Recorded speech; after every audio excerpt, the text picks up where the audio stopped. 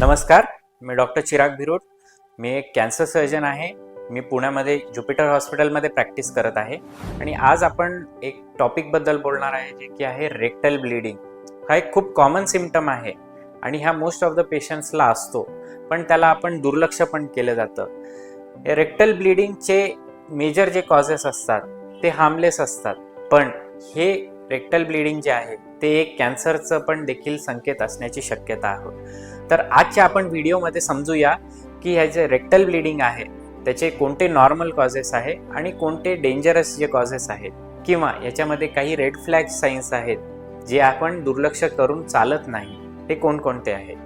तर चला आपण आजच्या व्हिडिओमध्ये समजूया रेक्टल ब्लिडिंग म्हणजे नेमकं काय. रेक्टल ब्लिडिंग म्हणजे आपल्या गुदद्वार मार्गातून रक्तस्राव होणे. याचे वेगवेगळे प्रकार असतात. पहिलं जे आहे ते आहे bright red bleeding. Bright red bleeding जे आहे ते युजली आपल्या lower part of your digestive tract म्हणजेच आपल्या ॲनल कॅनल किंवा डिस्टल रेक्टम इथून होणारं ब्लिडिंग असतं, जे ब्राईट रेड इन कलर असतं. दुसरं जे ब्लिडिंग आहे ते आहे डार्क रेड ब्लड. हे डार्क रेड जर ब्लड आपल्याला ब्लिडिंग होत असेल तर ह्याचे जे कारणं असतात हे आपल्या आतड्यामध्ये असतात आणि ना की आपल्या ॲनल कॅनलमध्ये. तर ह्याच्यासाठी आपल्याला आतड्याची तपासणी करणे गरजेची असते. आणि तिसरं जे आहे ते आहे ब्लिडिंग म्हणजे आपली संडास जी आहे ती काळ्या रंगाची होते, ज्याला आपण म्हणतो मलिना. मलिना जो असतो हा नेहमी एक कन्सर्निंग आणि एक वॉर्निंग साईन असते.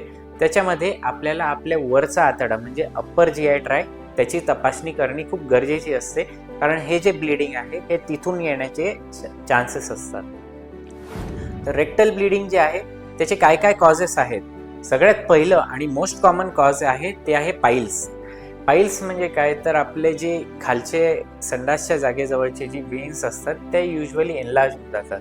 युजली पेशंट्सला लॉंग टर्म कॉन्स्टिपेशन्स असतं आणि त्याच्यानंतर जेव्हा आपण संडासला जोर करतो त्याच्यामुळे ह्या ज्या वेन्स असतात इथून जे ब्लिडिंग होतं ह्याला आपण म्हणतो पाईल्स. हे usually bright red in colour असतं आणि हे हार्मलेस असतं. याला युजली ट्रीटमेंटने हे पूर्णपणे बरं होत जातं.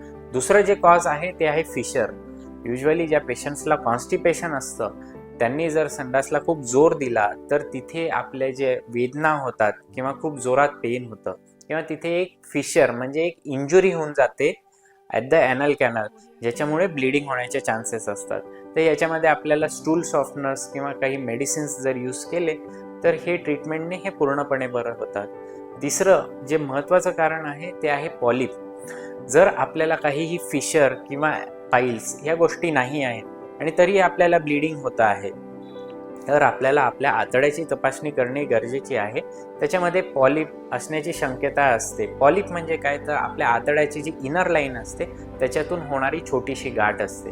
त्या पॉलिपमधनं हे जे पॉलिप्स असतात हे फ्युचरमध्ये कॅन्सरमध्ये ट्रान्सफॉर्म होण्याचे चान्सेस असतात. त्याच्यामुळे या पॉलिपची आयडियल योग्य जी ट्रीटमेंट आहे ती नियमितपणे वेळोवेळी जर केली तर आपण आपल्या स्वतःला कॅन्सरपासून वाचवू शकतो.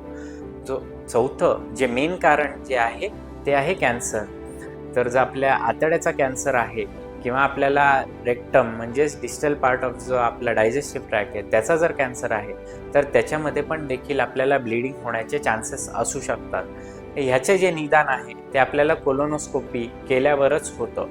तर जे रेक्टल ब्लिडिंग आहे हे नेहमी पाईल्स आहे असं आपण नेहमी धरून त्याला ट्रीटमेंट करणं गरजेचं नाही. जर आपल्याला हे ट्रीटमेंटने जर हे ब्लिडिंग थांबत नसेल तर आपल्याला पुढील चाचणी करण्याची गरज आहे. याच्या व्यतिरिक्त रेक्टल ब्लिडिंगचे अनेक कारणं असतात, जसे डायव्हर्टिक्युलायटिस.